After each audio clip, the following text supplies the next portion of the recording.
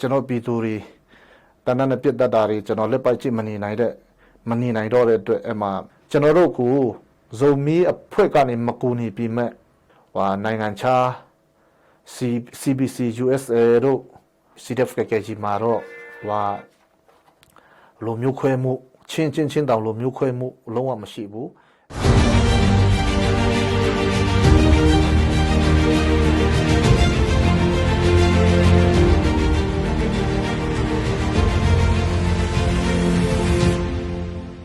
ကျွန်တော်နာမည်ကတော့မောင်ပီပါ CDF ကကြီးတိုင်ခွင့်မှာတိုင်မှုဖြစ်တာဝန်ထမ်းဆောင်ပါတယ်2023လပိုင်း19ရက်နေ့မှာပြည်သူတွေငိမ့်ချင်းစွာစားရပြနေတဲ့ပြည်သူတွေကိုစက်ခွေးတွေကရာဘာကြီးတွေပြီးရင်ကြီးစစ်တွေနဲ့ပြစ်နေတယ်အဲ့ဒီချိန်မှာကျွန်တော်ကရောစီဒီမှာကောက်ယောဂခွိတ်စိတ်ထားတဲ့အတွက်ခုတ်ချုပ်ယူပြီဖို့ကျွန်တော်တွားနေတဲ့ချိန်နဲ့ညားနေလို့ကျွန်တော်မှဒီလမ်းမှာခက်ခဲရှိတဲ့ကျွန်တော်ပြည်သူတွေတန်းတန်းနဲ့ပြစ်တတ်တာတွေကျွန်တော်လက်ပိုက်ကြည့်မနေနိုင်တော့တဲ့အတွက်အဲ့မှာကျွန်တော်ကအဲ့အနေတခါရဲဒက်စီဒီဝေကြောက်ခဲရီခုံဒီအမိုက်ဒီနဲ့လမ်းတွေပိတ်ပြီးမှစက်ခွေးဒီနီကလာပြီဆိုရင်ဒက်စီဒီလောင်မီရှုပ်အဲ့လိုနဲ့တော်လိုင်းကိုကျွန်တော်တို့စတာဖြစ်ပါတယ်3လပိုင်း29ရက်နေ့မှာတောင်ဖီလာလန်းခွဲခံတပ်ပြန်ဆောက်ထားတယ်အမှ28ရက်နေ့မှာပြစ်ခတ်မှုဖြစ်တယ်နောက်တစ်ဖက်စကွေးတွေနဲ့အမှကျွန်တော်တို့ကတော့ချင်းယူရတူမီတွေတုံးတယ်ပြင်တလုံးပြိုးလက်လို့တွေတုံးတယ်တချို့တော့ gas standard တွေတချို့ကဒုတ်တွေဓာရီပေါ့အဲ့လိုဘက်ခွာတွေကစအဲ့လိုမျိုးနဲ့ကျွန်တော်တို့ဒေါ်လာရင်းစတင်တာဖြစ်ပါတယ်4လပိုင်း4ရက်ညမှာကျွန်တော်တို့ကလေးတက်ကတူကျောင်းနဲ့ပြင်ကိုမ yes ခန်းစခွေးရဲ့စစ်စီးကိရှိတယ်အဲ့ဒါကျွန်တော်တို့မိရှုတယ်အပြန်မှာကိုမ yes ခန်းနဲ့ပြစ်ခတ်မှုဖြစ်တယ်အစားတော့ခွေးရဲ့ကျွန်တော်တို့အော်တိုရီစနကန်လို့ဆိုရတယ်အဲ့ဒီချိန်မှာကျွန်တော်ကိုယ်တိုင်တလုံးပြုတ်လက်လုံးလေးနဲ့တစ်ချက်လေးပြစ်တာနဲ့ခွေးတွေကတော့တနက်နောက်ထပ်မပြေရတော့ဘူးကိုမ yes ခန်းနဲ့ပြစ်ခတ်တာအပြီးခံတပ်ဖက်ကိုအပြန်မှာကလေးတက်ကတူမှာတိုက်ဆွဲတဲ့စက်ခွေးတွေနဲ့အပြန်လာပြန်ပြစ်ခတ်မှုဖြစ်တယ်အဲ့ဒီပြစ်ခတ်မှုဖြစ်တဲ့နေရာမှာစက်ခွေးတွေအယောက်3-4ယောက်လောက်ကတော့ပွေးချင်းပြီးကျသွားတယ်ကျွန်တော်တို့ဘက်ကလည်းတယောက်တည်သွားတယ်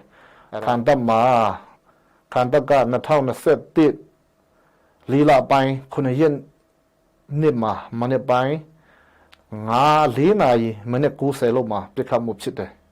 ပြစ်ခတ်မှုဖြစ်ပြီးမှတချို့ကတော့9နာရီလောက်မှာခံတပ်မှာဘယ်သူမှမရှိတော့ဘူးကျွန်တော်တို့ဖွဲ့ရတော့ခံတပ်ကနေစင်ရော်လန်းခွဲကျုပ်သုံးပြင်ရက်ကွက်ထဲမှာနေရာယူပြီးမှအဲ့နေ7နာရီခွေတွေကလည်းကျွန်တော်တို့ပြစ်ခတ်နေတယ်ဒါပေမဲ့လက်နဲ့အားချင်းလူရချင်းမမျှတဲ့အတွက်7နာရီခွေကနေကျွန်တော်တို့လည်းကျုပ်သုံးပြင်ရဲ့မြောက်ဖက်စင်ရွာဖက်ပေါ့နော်စင်ရွာဖက်မှာကျွန်တော်တို့လည်းနှုတ်ဆုတ်ခဲ့ရတယ်ဒါပေမဲ့ကျွန်တော်ပြောချင်တာကတော့ကျွန်တော်တို့ကမြန်မာနိုင်ငံမှာမြောက်လိုင်းအာဏာသိမ်းပြီးတဲ့နောက်လက်နက်ကင်ပြီးစက်ခွေးရဲစခန်းကလေးတက်ကတူတက်ဆွဲတဲ့စက်ခွေးတက်ဆွဲတဲ့စခန်းမြန်မာနိုင်ငံမှာအရင်ဆုံးပြစ်ခတ်ခဲ့တဲ့အဖွဲ့ပါကျွန်တော်တို့နှစ်တာတိုက်ပွဲတွေမှာတော့ကျွန်တော်တို့ CDF ကကြီးကတိုင်တစ်ကနေတိုင်ခွန်ထိရှိပါတယ်ဒီတိုင်တစ်နဲ့တိုင်ခွန်ကတော့ဒီမကြာသေးခင်ကတိုက်ပွဲဖြစ်တဲ့ဒီလက်ပံချောင်းချမ်းသာကြီးပင်တော်ဦးမြောက်ချောတော်ချင်းစုဆိုတဲ့တိုက်ပွဲ3လပိုင်း30ရက်ကနေ4လပိုင်း19ရက်နေ့ထိကျွန်တော်တို့နေ့တိုင်းညတိုင်း24နာရီလုံးကင်းဆောင်ပေးမှနေတယ်2023 3လပိုင်း30ရက်နေ့ကတော့ချမ်းသာကြီးတိုက်ပွဲဖြစ်ပါတယ်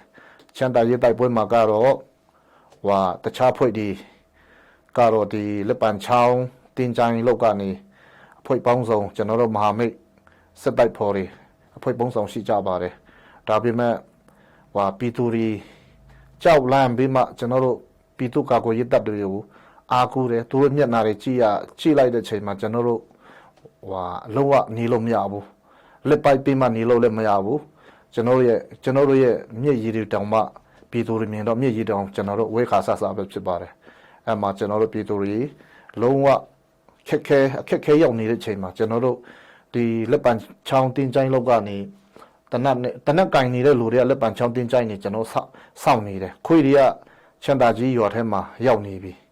ကျွန်တော်တို့တည်တာကတော့ချန်တာကြီးရွာထဲစာတင်ကျောင်းမှာပဲရှိတယ်လို့ကျွန်တော်တို့ကြားတယ်အဲ့မှာကျွန်တော်တို့တခါလဲဆိုင်ကနဲ့စီဒီပကေတိုင်းခွဲကျွန်တော်ဦးဆောင်ပြီးမှတခါလဲဟိုစကွေးတွေရှိရအောင်စကြောင်းထူပြီးမှတိုက်စစ်တဲ့တခါလဲကျွန်တော်ဆင်းသွားတယ်အမှချန်တာကြီးရွာထဲရောက်တော့ချန်တာကြီးပကဖအဖွဲ့ထဲက3ယောက်ကကျွန်တော်တို့လမ်းပြပြီးအမှစကွေးတွေကျွန်တော်တို့ဒီကောင်တွေဒီစကွေးတွေက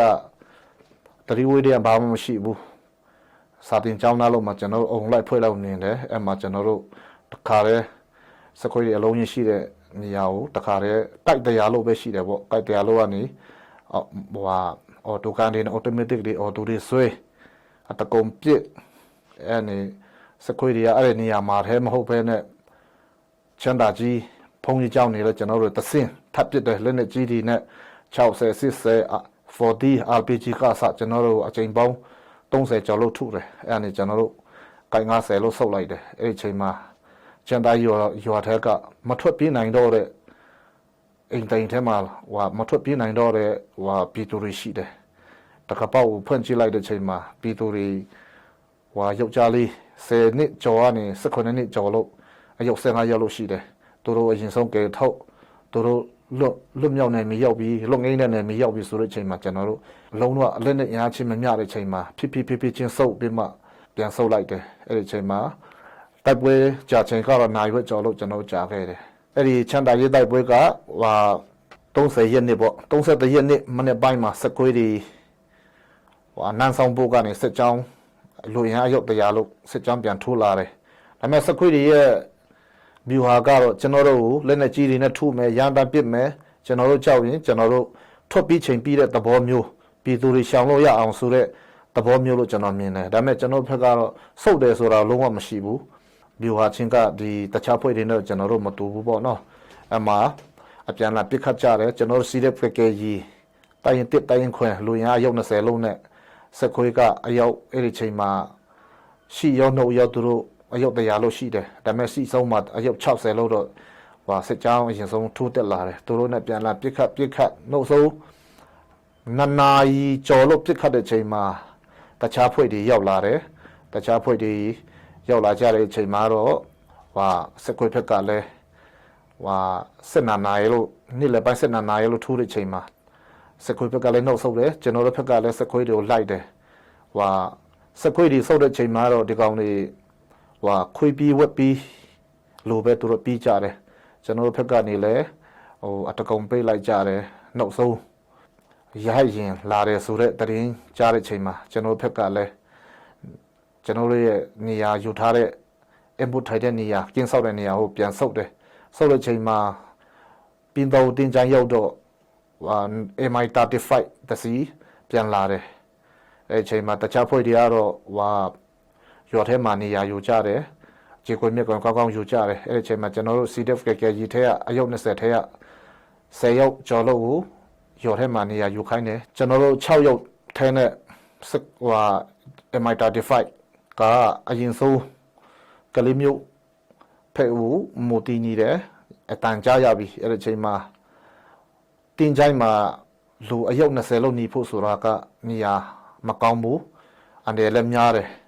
ကျွန်တော်တို့လည်းလီရင်နဲ့ထိတွေ့ပစ်ခတ်မှုဖြစ်တာအဲ့ဒီနှစ်ကပထမအဆုံးပဲဒါပေမဲ့ကျွန်တော်ကောင်းဗျူဟာဆွဲပြီးမှတခြားလူတွေကိုစုပ်ခိုင်းထားတယ်ကျွန်တော်6ရုပ်ထဲကကျွန်တော်ပါ6ရုပ်အဲ့ဒီ6ရုပ်ထဲကလီရင်နဲ့ပစ်ခတ်မှုဖြစ်တယ်ပစ်ခတ်မှုဖြစ်တဲ့နေရာမှာလီရင်ကတော့ရင်ဆုံးဘုံတီးတွေနဲ့အရင်ပစ်တယ်လီရင်ပစ်တဲ့ချိန်မှာလဲဘုံတီးကတော့ကျွန်တော်တို့နီနာကိုက်20-30လောက်ဒီမှာကြာတယ်ဒါပေမဲ့ကျွန်တော်တို့ကတင်းချိုင်းနဲ့တင်းချိုင်းကြားမှာ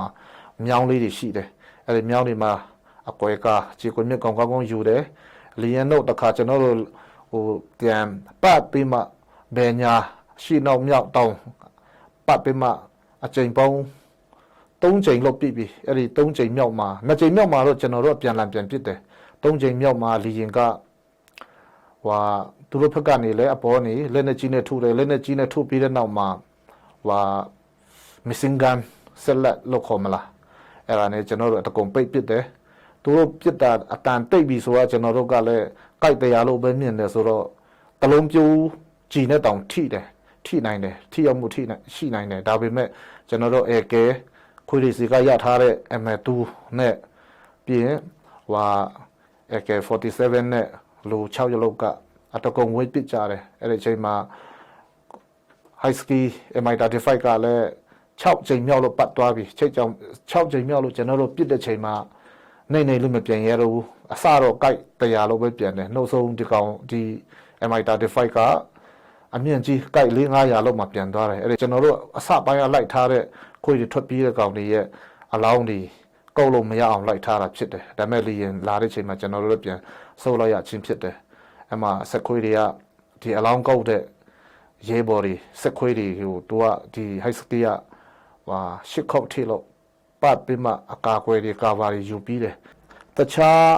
လူတွေကတော့ဒီလေရင်ကိုတော်တော်များများမပြည့်ရဲကြဘူးဒါပေမဲ့ကျွန်တော်တို့ CDF ကကြီးကဒီလေရင်ကိုဘယ်လိုပြစ်မလဲဒါဝိနဲ့ကျန်းစာတွေကဒါဝိနဲ့ကောလက်လို့ကျွန်တော်နိုင်စင်ထားပါတယ်ဒါဝိကအကောင်တီးကောလက်က9ปีလောက်ရှိတယ်ဒါပေမဲ့ဒါဝိရဲ့လှုပ်စလုံးတစ်လုံးထဲကြောင့်ကောလက်ရဲ့နဖူးမှန်တယ်ကောလက်လဲသွားတယ်အဲ့လိုပဲကျွန်တော်တို့ရဲ့ဒီကြီးစံတရောင်ကြောင့်အနေနဲ့လေးပြန်တဲ့တော့ကြိုက်တရားလို့ပဲပြန်တဲ့ဒီကြီးစံတရောင်ကြောင့်ဒီ high ski ဟာဖယားတခင်ကတာကျွန်တော်တို့ကိုနေမယ်ကျွန်တော်တို့နဲ့အတူစစ်တိုက်တော်မူတဲ့အတွက်ဒီကြီးစံတရောင်ကြောင့်မောင်းတဲ့လိုပဲဖြစ်ဘီနာ missing gun ဆက်လက်နဲ့ကျွန်တော်တို့ပြစ်တဲ့လိုပဲဖြစ်ထိနိုင်တယ်ကန်ကောင်းရင်ဒီလီရင်လဲပြတ်ကျနိုင်တယ်ဆိုတော့ကျွန်တော်တို့မှာယုံကြည်ချက်နဲ့ကျွန်တော်တို့ပြည့်ရခြင်းဖြစ်ပါတယ်ကျွန်တော်တို့ကလေးမျိုးမြောက်ပိုင်းမှာရှိတဲ့မဟာမိတ်တပ်ပေါင်းက12ဖွဲ့လို့ရှိတယ်ပါကဖာက10ဖွဲ့လို့ရှိတယ်အားလုံးကျွန်တော်တို့တညီတနွတ်နဲ့တိုက်ပွဲဖြစ်တဲ့ချိန်မှာလဲစိတ်ဝင်ကိုယ်ဒါမျိုးမရှိဘူးအားလုံးကျွန်တော်တို့ရဲဝံ့နဲ့အားလုံးအတူတကွစိတ်ထားကောင်းမွန်တာရောကျွန်တော်တို့ဘုရားတခင်ကဘုရားကိုကျွန်တော်တို့အားကိုးတယ်ဘုရားကဆဆရရကျွန်တော်တို့ကိုစက်တိုက်ကိုတယ်အဲ့ဒီအတွက်ဒီနေ့ချိန်ထိဒီကလေးမျိုးမြောက်ပိုင်းကအခုချိန်ထိပေါ့အခုဒီနာရီချိန်ထိ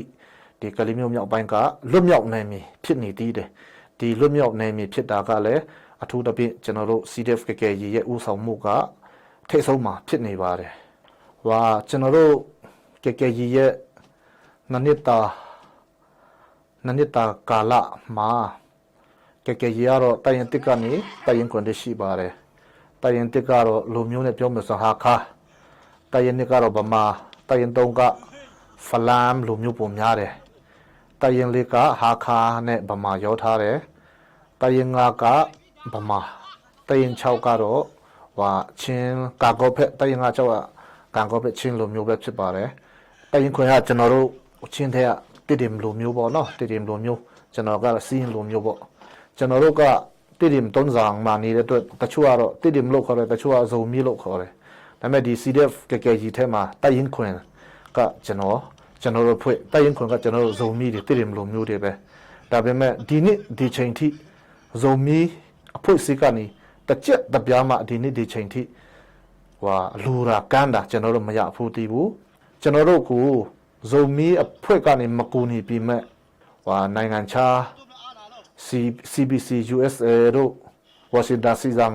အင်ကွန်ဆိုရဟာတို့မလေးရှားကျွန်တော်ရဲ့ညီကိုမောင်နှမတွေတငယ်ချင်းတွေ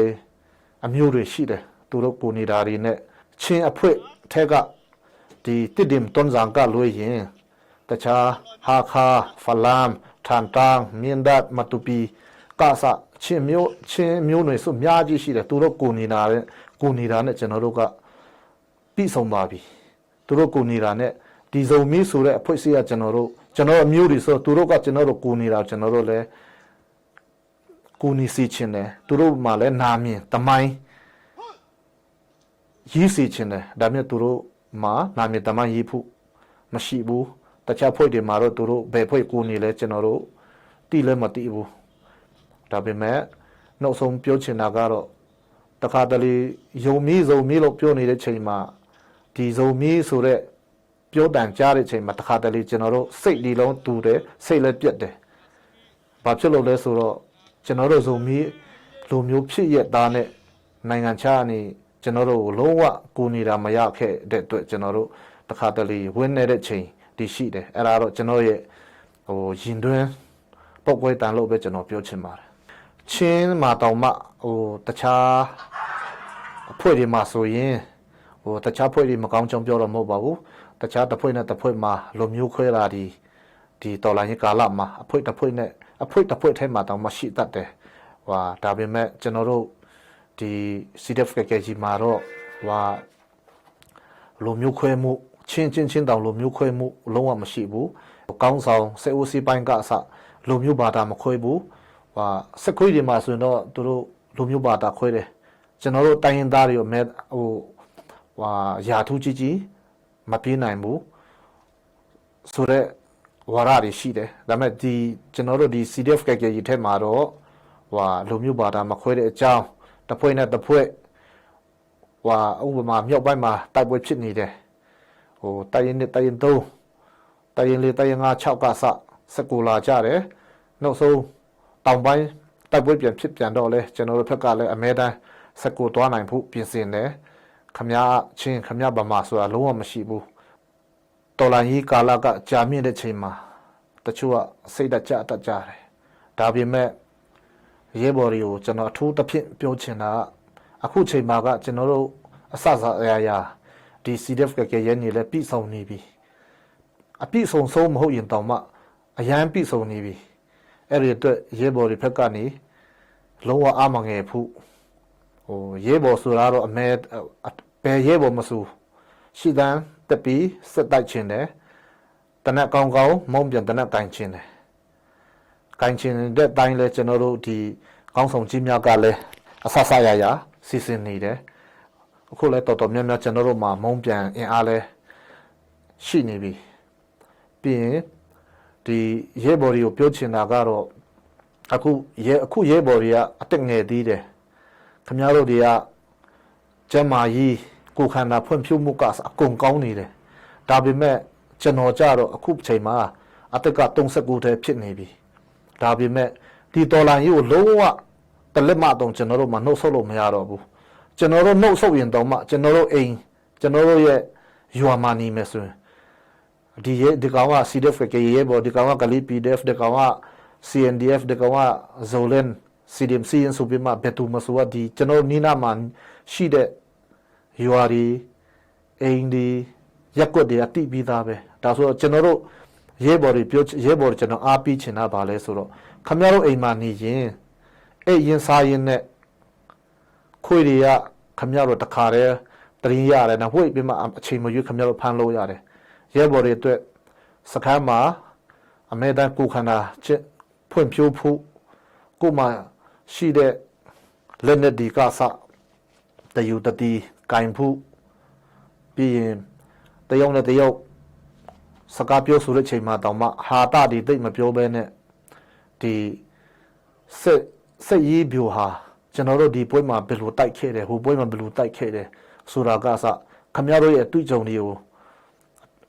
အစည်းအဝေးလိုပုံစံမဟုတ်ပေမဲ့ပြောရင်ဆိုရင်နဲ့တယောက်နဲ့တယောက်တိုင်ပင်ဘယ်လိုလုပ်ရင်ပူကောင်းမလဲအဲ့ဒီစကားကိုကျွန်တော်တို့တွားဝိတ်မယ်ဆိုရင်အဲ့ဒီနည်းနဲ့ဆိုဘယ်လိုကောင်းမလဲတခြားကိစ္စတွေတိတ်အရေးမကြီးတဲ့ကိစ္စတွေငင်းခုန်တာထက်ဒီစိတ်ရေးပိုင်းနဲ့ဗျူဟာပိုင်းပဲဖြစ်ငင်းခုန်ပြီးမှအကောင်းဆုံးဖြစ်အောင်ပြောဆိုကြတာကျွန်တော်ဖြစ်စီချင်တယ်ပြီးရင်ဒီရဲဘော်တွေကျွန်တော်အားပေးချင်တာကတော့ခမရတို့မှာအင်အားကိုခန္ဓာဖွံ့ဖြိုးမှုတားကောင်းသေးတယ်ကျွန်တော်ဆိုရင်2021ခွေအာနာတိမ့်တဲ့ချိန်2လပိုင်းမှာအာနာတိမ့်တဲ့3လပိုင်း2ရက်နှစ်မှာကျွန်တော်ဒူကောက်ယောဂအကျော်ယောဂခွေစိတ်ထားတယ်ပြီးရင်3လပိုင်း2ရက်နှစ်မှာခွေစိတ်တယ်ပြီးရင်18ရက်နှစ်မှာကျွန်တော်ချုပ်ဖြီဖို့သွားတယ်ခံတက်မစခင်ပြည်သူတွေတနက်မကန်ခင်အမှကျွန်တော်မျက်စိရှိမှတင်ခွေတွေကပြည်သူတွေ3-4ရောက်လို့ကျွန်တော်မျက်စိရှိမှနဲ့ပြစ်တတ်တယ်အဲ့ဒီအချိန်မှာကျွန်တော်လုံးဝ ထိန်းလို့မရတော့ဘူးနိုင်ငံရေးအကြောင်းခိုးဒီအကြောင်းတပိတ်အကြောင်းဆန္ဒပြတဲ့အကြောင်းပြောတာထဲနဲ့မရတော့ဘူးအဲ့မှာကျွန်တော်ဒူးချုပ်ရုပ်တော်မဖြီးသေးဘူးချုပ်ရုပ်ဖြီးဖို့သွားတာ Royal City မှာခွေးစိတ်ထားတယ်အဲ့မှာတွားဖို့ချုပ်ရုပ်တော်ကျွန်တော်မဖြီးသေးဘူးအဲ့ဒါနဲ့တခါတည်းဒီချင်းတောင်တန်းကားဂိတ်လက်ပံချောင်းလမ်းခွေးတမင်တိုက်နားမှာပြစ်ခတ်မှုမှာကျွန်တော်အဲ့ဒီနေ့တခါတည်းပါဝင်တယ်ပြီးရင်ရဲဘော်တွေကိုကျွန်တော်ပြောစီချင်းကျွန်တော်ဖြစ်စီချင်တာဘာလဲဆိုတော့ကုမိမကုအမကုမိသားစုကုအမျိုးဒီမဒင်းကျင်တာခွေးတဲ့ကြိုက်တယ်လို့တတ်တာပြစ်တာခံရမယ်ဆိုရင်ရဲဘော်တွေနဲ့ရဲဘော်တွေအနေထားနဲ့ဘယ်လိုခံနိုင်မလဲကျွန်တော်ပြောချင်တာကတော့ဘာလဲဆိုတော့ခွေးတွေကကျွန်တော်တို့လူမျိုးကျွန်တော်တို့နဲ့နှီးစပ်တဲ့အမျိုးတွေမဟုတ်ပြီမဲ့ကျွန်တော်မြန်မာနိုင်ငံသားဒီပေါ်မှာစက်ခွေးတဲ့မျိုးမရင်ကျင်တာကစတတ်တာအိမ်မီးရှုတာကစသူတို့ကျူးလွန်တာတွေအများကြီးရှိတယ်ဒါဆိုတော့ကျွန်တော်ပြောချင်တာကတော့အဲ့ဒီနေရာမှာကျွန်တော်ပြောချင်တာအဲ့ဒီကျူးလွန်ခံရတဲ့တက်ခံရတဲ့မရင်ကျင်ခံရတဲ့ဟာတွေခမရတို့ရဲ့မိသားစုညီကူမောင်နှမမိန်းမသားများတွေဒါဆိုရင်နောက်ထပ်လဲခမရတို့ရဲ့ညီကူမောင်နှမသားများတွေလဲအဲ့လိုပြုတ်ကျက်တာခံနိုင်တယ်ဒီပြည်သူတွေထက်ကလည်းကျွန်တော်နဲ့မဆိုင်ဘူးကျွန်တော်မပါဘူးဘယ်သူတီကိုမတင်ပြီးရောဆိုပြီးမှဒီပြည်သူထက်အကောင့်တွေကလည်းအဲ့လိုမျိုးစိတ်ဓာတ်ရှိတဲ့လူတွေအများကြီးရှိတယ်ပြောင်းလဲကြပါကျွန်တော်ပြည်သူတွေဟာကျွန်တော်တို့ဒီတော်လိုင်းရဲဘော်တွေဟာပြည်သူနဲ့တသားထဲတသွေးထဲညီမဒီတော်လိုင်းရေးကြီးဟာ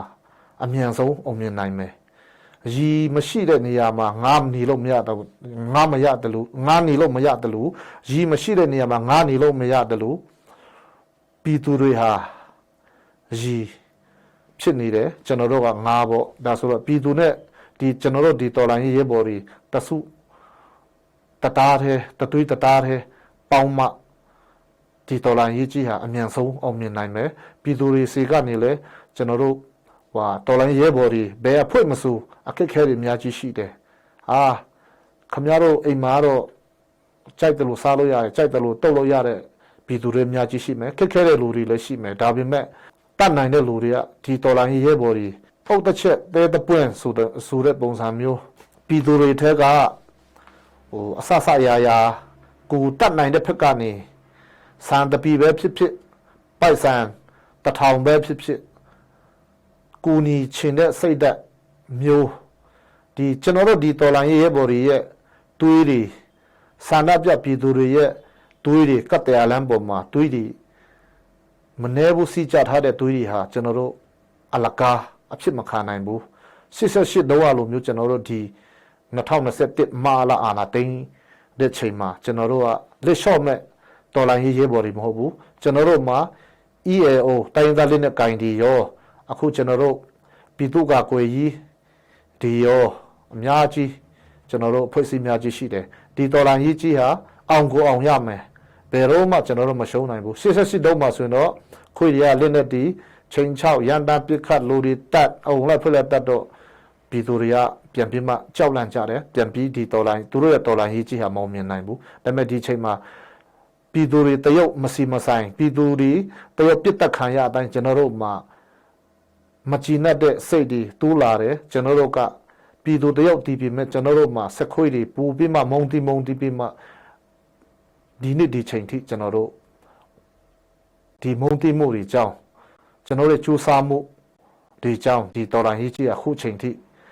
အောင်မြင်နေပါတယ်အခုဒီကလေးမျိုးမြောက်ပိုင်းမှာဆိုရင်ဒူဝင်ချောင်းတင်ကြိုင်ကနေယာယူကြားထိဆိုရင်လွတ်မြောက်နိုင်ပြီအဲ့ဒါကကျွန်တော်တို့ပြည်သူတွေရဲ့အောင်မြင်မှုအရေးတော်ပုံဘယ်ချေအောင်မလဲဆိုတဲ့မိခွန်းတွေလည်းပြည်သူတွေထက်ကမိခွန်းမိလို့ရှိတဲ့လူတွေရှိတယ်ကျွန်တော်တို့ဒီဒူဝင်ချောင်းတင်ကြိုင်နဲ့ယာယူကြားထဲအဲ့လောက်လုံရင်ချမ်းသာလွတ်မြောက်နိုင်ပြီဆိုတာပြည်သူတွေသိမှာပဲနှုတ်ဆုံးသူကကလေးမျိုးတောင်ပိုင်းဆိုရင်လေထူမာကနေကန်ကောဖက်ထိကျွန်တော်ပြည်သူတွေထိန်းချုပ်ထားတဲ့နယ်မြေတွေကြီးပဲစက်ခွေးတွေဘယ်လိုမှတွားလာလို့မရဘူးစက်ခွေးတွေတွားလာရင်လည်းသူတို့ဖက်ကနေပဲခွေပြဝက်ပြီးအမဲတန်ပြေးလို့ရှိတယ်သူတို့လူရဘယ်လောက်များကျွန်တော်တို့ဖက်ကနေတတ်နိုင်တယ်လို့ကာကွယ်ပြမှ ကျွန်တော်တို့ဘက်ကနေတတ်နိုင်တယ်လို့ကာကွယ်ထိန်းချုပ်နိုင်တယ်ကျွန်တော်တို့ပြည်သူတွေဟာတရုတ်ကြရင်လည်းနှုတ်မနစ်ပြန်2ရုပ်3ရုပ်ရဲဘော်တွေအတိရဲဘော်တိတွေပြန်ပေါ်လာတယ်